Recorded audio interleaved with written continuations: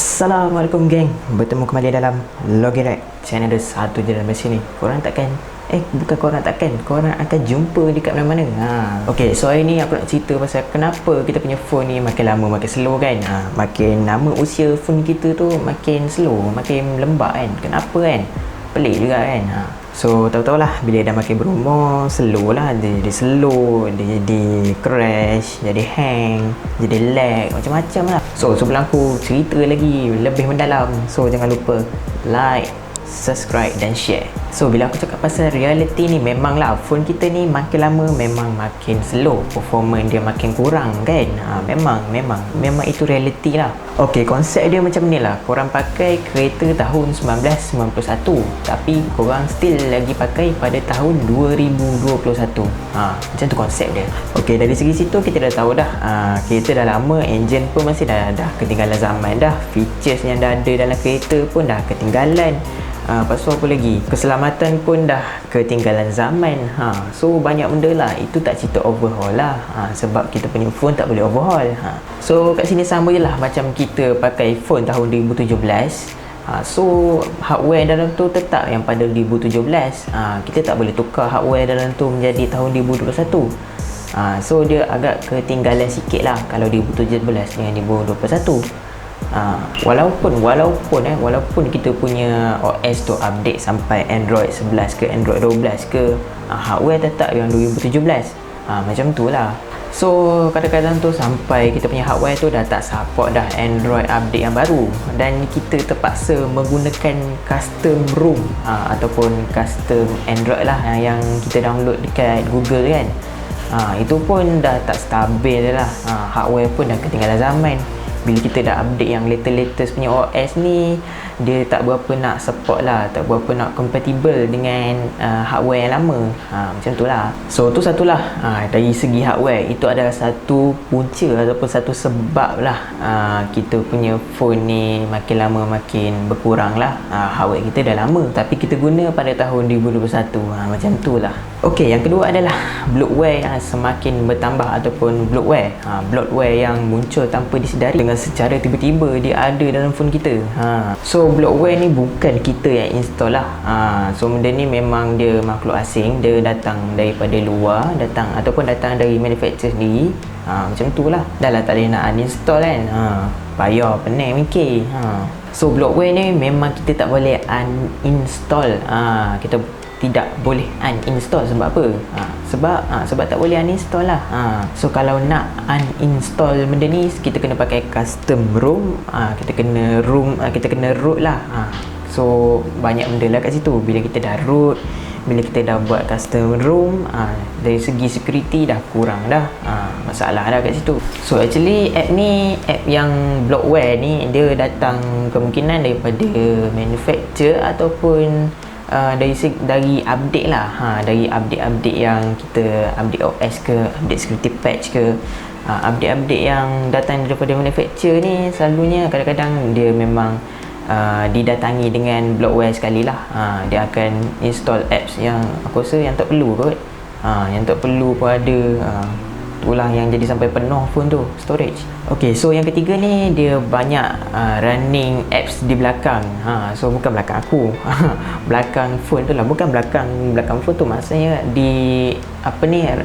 running di background dalam phone tu tanpa kita sedari. Itu maksudnya ok, running di belakang ni ataupun running in background ni, maksudnya benda tu kita tak perasan. Kita tak perasan benda tu, proses tu berlaku, benda tu running, kita tak tahu. So itulah maksudnya running in background. Ok, kadang-kadang kalau phone ni kita dah guna lama, kita dah banyak install apps ni, install apps ni. Kadang-kadang kita terinstall macam nak kata bloatware tak juga. Dia macam kalau contohlah kalau ada iklan kan, kita tertekan install ke apa, sampai dia running banyak-banyak dekat background. So itu adalah salah satu punca lah. Salah satu punca yang menyebabkan phone kita ni slow. Dan yalah, kalau banyak benda running kat belakang ni, RAM pun makin sikit lah kan. Makin banyak lah RAM tu dia guna, dan makin sikit yang kita free. Maksudnya kita boleh gunakan tu hanya sikit je. Sebab dah banyak yang running kat belakang ni guna RAM tu. So yang keempat ni adalah kita punya OS ni tak stabil dengan hardware kita. So kenapa aku cakap macam ni? Memang ada banyak lah berlaku dekat sesetengah phone, sesetengah manufacturer, sesetengah smartphone lah. Tak semua yang ada masalah ni. Ada phone yang mungkin hardware dia baru 2021, tapi bila dia update dia ada problem dari segi performance lah, dari segi macam-macam lah. So ada juga phone yang lama dia tak boleh update baru sebab dia punya hardware dia dah lama kan. So itulah punca sebab dia lag ke, auto restart ke, macam-macam kan.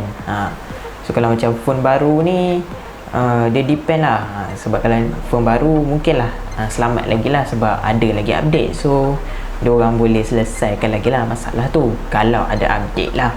So bila cakap pasal update ni, tak semestinya bila kita update tu phone kita akan stable. Macam tu lah lebih kurang. Jadi ada yang jenis phone tak update dia jadi tak stable. Ada phone bila update dia jadi tak stable pula. So dia depend lah. Macam tu. Okay. Yang kelima, install apps mood ataupun crack daripada ikutlah Google ke kat mana-mana platform ni lah. Ikutlah mana-mana. So dekat sini bila cakap pasal apps yang mood ataupun crack ni, memang okay, cakap pasal apps mood ataupun crack ni, of course lah selalunya orang nak yang features yang lebih banyak, untuk unlock pro version, untuk unlock full version kan. Sebab tu lah orang pakai crack atau mood ni. So apps mood ataupun yang di crack ni ada masalah sikit lah sebab kita punya phone ni boleh dijangkiti oleh virus Trojan horse, Trojan kuda, dan itu ada satu masalah jugalah. So bila ada virus ataupun virus Trojan horse ni ada dalam kita punya phone, of course lah kita punya performance tu dah jadi turun. Ada masalah dari segi macam tu lah. Dari segi security pun mungkin kena hati-hati lah kalau yang siapa-siapa yang pakai mod atau crack tu. Tapi aku tak cakap lah yang semua apps yang mods atau crack ni ada virus. Dia sesetengah sahaja yang ada. Tapi kebanyakannya memang ada Trojan horse ni. Sebab apa? Sebab selalunya apps kita ni dikawal ataupun disecure oleh manufacturer. So bila kita mod sesuatu apps tu ataupun kita crack sesuatu apps tu, dia akan automatic Trojan horse tu akan execute. Bukan execute, dia macam benda tu dia akan tiba-tiba muncul lah. Memang akan Trojan horse tu macam keluar. Dia macam security lah, macam tu lah lebih kurang. So aku tak nak cerita lebih pasal crack ataupun mod apps ni. Mungkin aku akan buat pada video yang lain. Nanti aku try lah untuk buat satu lagi video cerita pasal game ataupun apps crack atau mod ni. Tapi itu semua atas korang lah. Itu semua atas korang. Kalau korang nak ambil risiko, aku rasa tak berbala rasanya kalau nak pakai mods apps ni. Sebab kita tak tahu benda tu selamat ke tak. So kat sini aku tak suggest lah. Tapi kalau korang nak pakai, itu ikutlah. So kalau jadi yang benda-benda macam ni, selalunya kita akan buat format lah kan. Kita perasan ni kalau macam phone kita slow je, mesti kita tanya member yang pandai phone kan. Kita suruh dia format. Itu adalah cara yang paling mudah aku rasa. Cara nak paling mudah untuk clean up semua benda yang ada dalam tu. Itu ada satu cara lah untuk buang semua bloatware. Tak boleh buang, tapi dia boleh buang macam apps-apps yang kita install tapi kita tak perasan benda tu kan. Kita tak perasan benda tu, kita install benda running dekat background. So bagus jugalah kalau nak format. So kalau macam phone baru pula, kita kena selalu clean up lah. Kita selalu kena pergi dekat kita punya optimize apa-apa ke. Kalau dekat phone Huawei kita ada optimize tak silap aku. So kita boleh clean up dekat situ. Clean up macam benda-benda yang tak perlu lah. So jangan lupa like, subscribe dan share. Dan Papa Roger gerak lu.